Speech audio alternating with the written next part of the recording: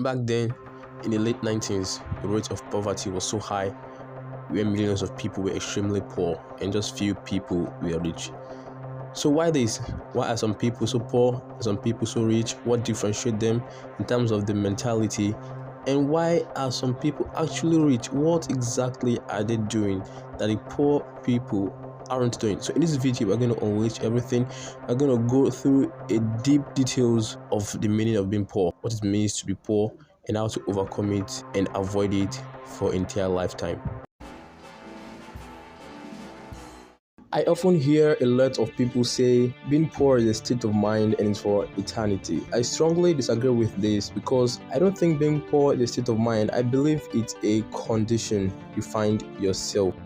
Being poor is a condition and you can actually make transition from being poor to being rich. Same thing, a rich person can make transition from being rich to being poor. So being poor is a condition and not state of mind. And the fact that they also say being poor is for eternity, I strongly disagree with this. Nothing is permanent. The only thing permanent and constant is changes. So a poor person can make transition from being poor to being rich. Now, what POOR actually stands for? Poor actually stands for is passing over opportunities repeatedly. And this is actually what separates the rich mentality from the poor's mentality. The rich are able to figure out opportunities, they're able to find opportunities, even the most hidden opportunities, the rich are able to find it. But the poor people, they didn't train their mind. Their minds and brains are not trained to always find opportunities despite having millions and dozens of opportunities everywhere. Opportunities are in the sky, shining at us just like the sun, are in the sky, falling on us,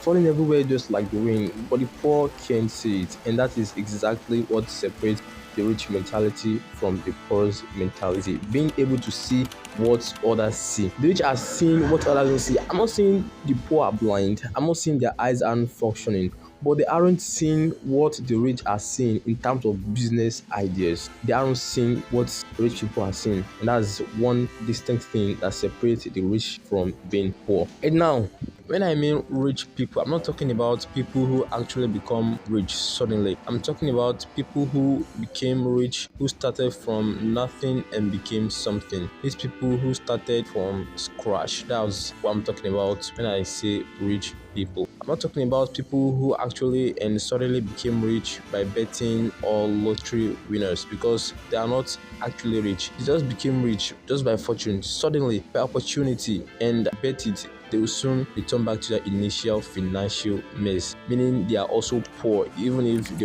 won millions.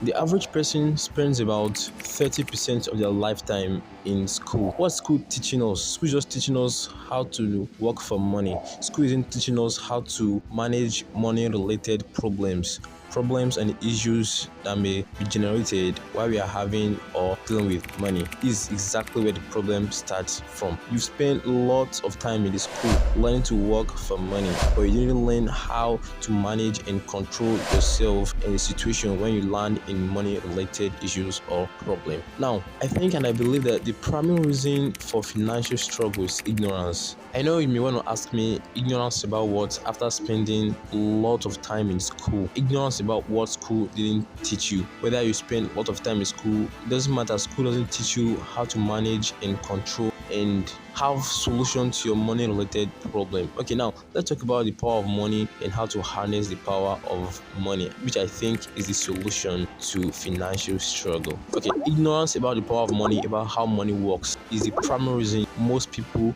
find themselves in great financial distress, and that accounts for why we have dozens and tons of doctors out there who still struggle financially despite their knowledge and being smart while they were in school. Money is being able to control our lives. Money is being able to run our souls just by controlling two of our emotions, fear and desire. That's exactly how money controls us. People think when you have more money, that solves the problem. That solves my problem of financial struggle, but that isn't the solution, because more money often doesn't solve the problem. Let's say, for instance, someone who earns $5,000 per week complains about financial problem, and he himself hasn't mastered the power of money. He hasn't know how to control his emotions of greed and fear. If peradventure he gets a raise in his job and now earns about $10,000, this is what happens. Greed comes in. The emotion of greed comes in. That's when you begin to wonder all the useful and valuable things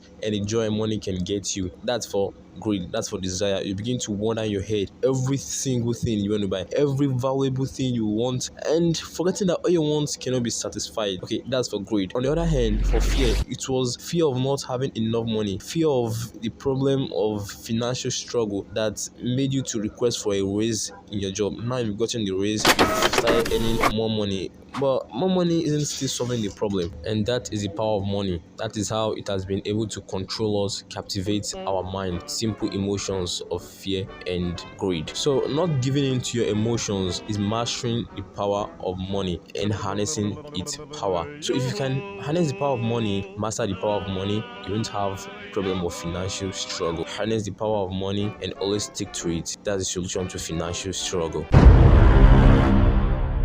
Basically, there are three types of income: the end income, the passive income, and the portfolio income. The end income is just for the short term, and it's income you make by trading your time. You trade your time and you make income. It comes in forms of paychecks or the likes. Passive income is the income you make without trading your time for. It can be anywhere. You can be in your bedroom sleeping, but the money just keeps rolling. That's passive income. Portfolio income, the money you make from paper assets, and this can include stuff like stocks, etc. So if you're looking forward to make wealth in the long run, to start building your wealth massively in the long run, which can sustain you for more years ahead, you should be looking forward to making money from passive income and portfolio income, and not even think about the end income, because end income is just for the short term, but most people perceive it as it's for the long term, meaning end income is not for the long term. So if you want to make money, as I stated earlier, if you want to make money in the long run, you want to avoid poverty in the future, think of making money passively and from portfolio income. So I know you've enjoyed this video. Just click on the subscribe button for more interesting content like this. Bye, and see you in my next video.